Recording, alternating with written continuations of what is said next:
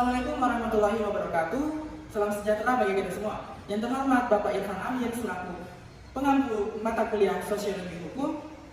Di sini kami selaku kelompok 3 akan mempresentasikan hasil kerja kelompok kami yang berjudul Profesi dan Aktor Hukum. Di sini saya akan memperkenalkan kelompok 3. Yang pertama adalah perkenalkan, nama saya Yerisa Ulana selaku pemateri pertama. Dan saya sendiri, Daniel Febrianto selaku pemateri kedua. Saya Muhammad Mengkapi sebagai pemateri ketiga. Saya Wismita Putri sebagai pemateri keempat. Selanjutnya, izinkan kelompok kami memaparkan materinya.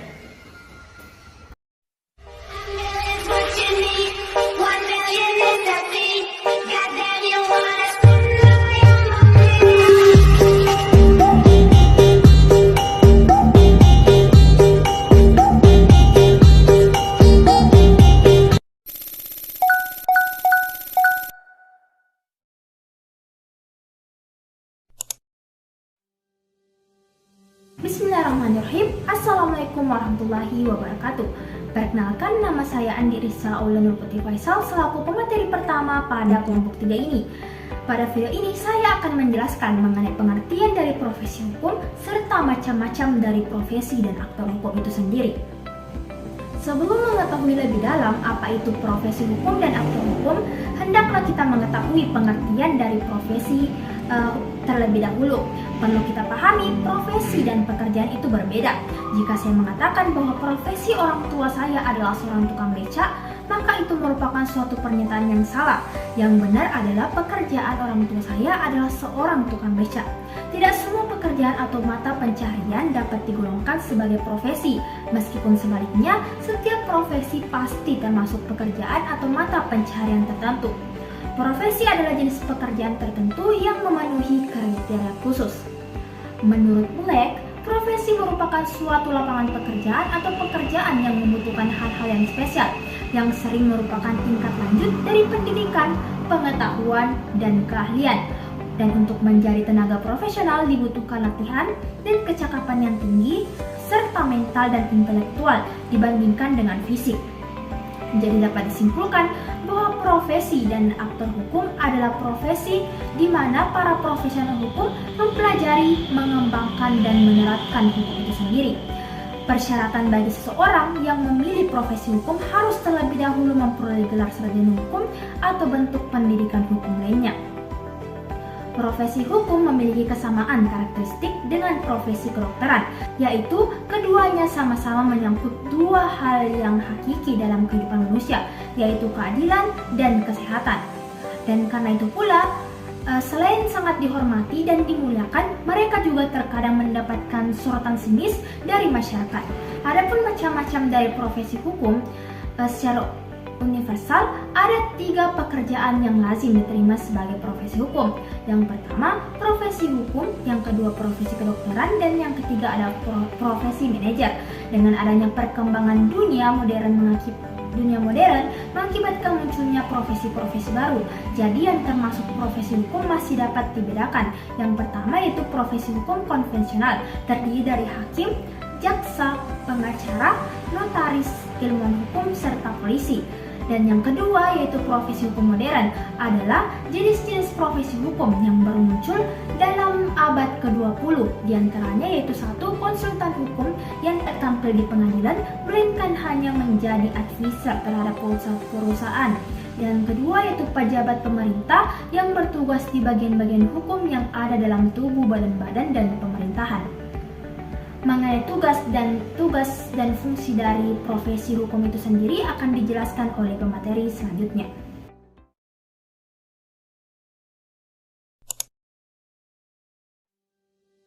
Baiklah, di sini saya selaku pemateri kedua dari kelompok 3 akan memaparkan tentang hakim, jaksa, dan pengacara. Hakim artinya adalah orang yang mengadili perkara.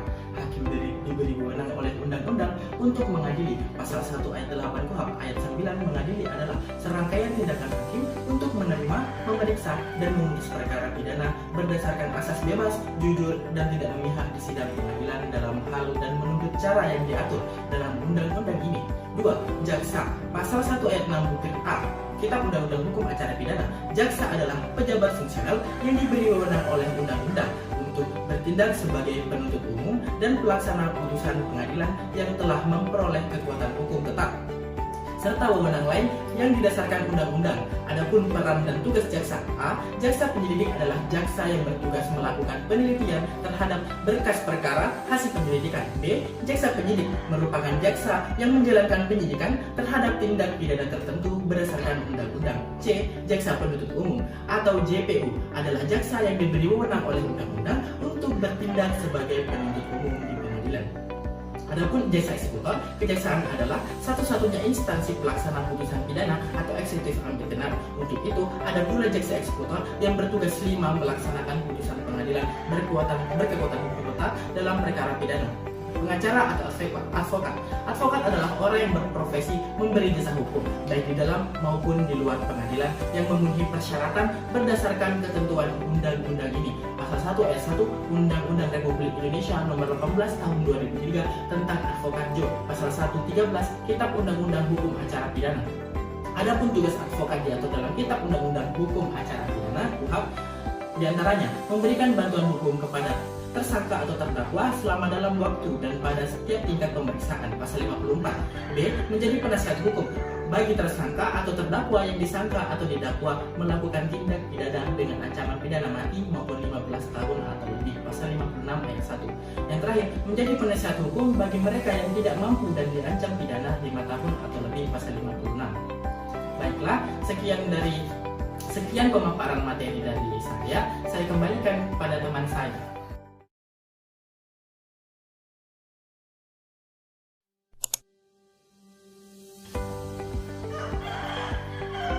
Saya selaku pemateri ketiga akan menjelaskan materi selanjutnya, yakni notaris, ilmu hukum, dan polisi.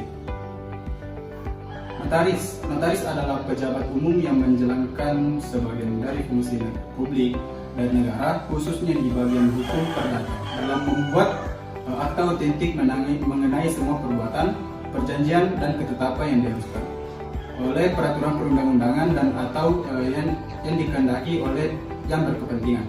Notaris mempunyai peran yang sangat penting di Indonesia sebagai negara penganut sistem hukum sivil untuk melayani masyarakat dalam hal pembuatan akta otentik sebagai alat bukti atau sebagai syarat sah atau mutlak untuk perbuatan hukum tertentu.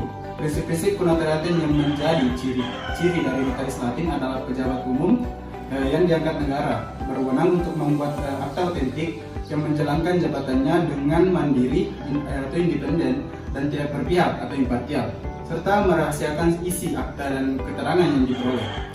Notaris menjalankan jabatan dan menjaga sikap tingkah laku sesuai dengan peraturan perundang-undangan dan kode etik notaris.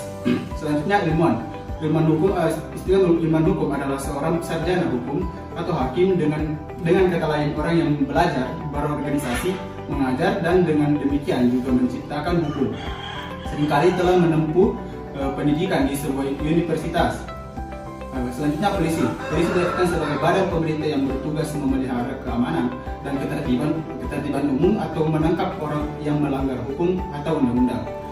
Atau dapat pula diartikan sebagai anggota dari badan pemerintahan atau pegawai negara yang bertugas memelihara keamanan dan ketertiban umum.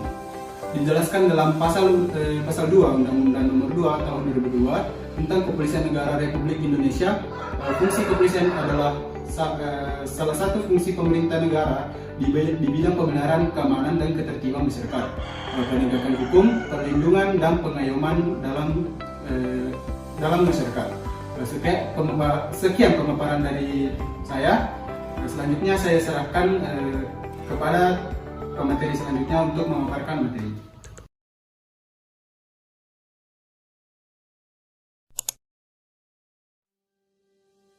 Bismillahirrahmanirrahim. Assalamualaikum warahmatullahi wabarakatuh. Perkenalkan, saya Ismisa Putri sebagai pemateri keempat dari kelompok 3. Nah, di sini materi yang saya bawakan yaitu mengenai etika dan profesi hukum. Etika dan profesi hukum secara umum merupakan sikap etis yang dimiliki oleh seorang profesional sebagai integral dari sikap hidup dalam mengemban tugasnya, serta menerapkan norma-norma di bidang-bidang khusus dalam kehidupan manusia. Sikap etis Dan profesi hukum merupakan ilmu tentang kesusilaan, tentang apa yang baik dan yang buruk, tentang apa yang harus mereka perbuat sebagai pelaksana hukum dari hukum yang berlaku di suatu negara, sesuai dengan kebutuhan hukum masyarakat di Indonesia. Nah, ada 3 dimensi fungsional mengapa etika profesi hukum dituang ke dalam kode etik. Yang pertama yaitu bertujuan untuk membantu tenaga ahli dalam menentukan apa yang harus mereka perbuat ketika mengalami problem dalam pekerjaannya. Yang kedua yaitu diorientasikan untuk mendukung profesi secara bermoral dan melawan pelanggar hukum dari anggota-anggota yang indisipliner. Yang ketiga yaitu sebagai rujukan untuk menjaga prestasi dan reputasi baik sebagai individu maupun kelembagaan. Nah, dengan kode etik, kita sebagai pelaksana hukum dituntut untuk melaksanakan tugasnya dengan baik dan benar, secara bermoral, sesuai dengan kode etik. Sekian dari saya. Wassalamualaikum warahmatullahi wabarakatuh.